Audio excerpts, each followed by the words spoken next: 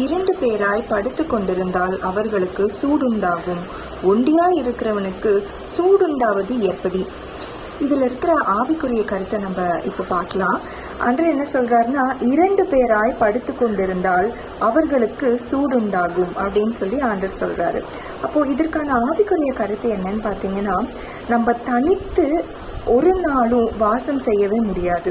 அப்படி நம்ம தனியா இருந்தோம்னா நம்ம விழுந்து விடுவோம். ஆவிக்குரிய வாழ்க்கையில நிச்சயமா நமக்கு ஒரு ஃபெலோஷிப் தேவை, நம்மளுக்கு ஒரு ஐக்கியம் தேவை. அப்படி ஒரு ஐக்கியம் நம்ம இடத்துல இல்லைன்றா நம்ம கீழே விழுந்தா கூட நம்மளை தூக்கி விடுறதுக்கு யாருமே இருக்க மாட்டாங்க.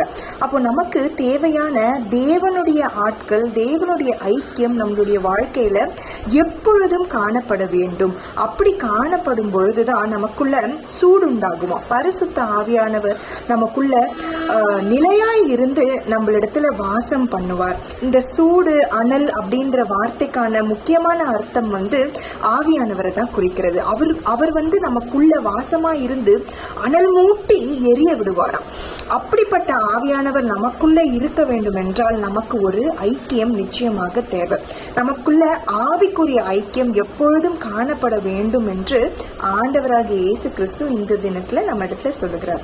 ஆமென். மர்நாதா.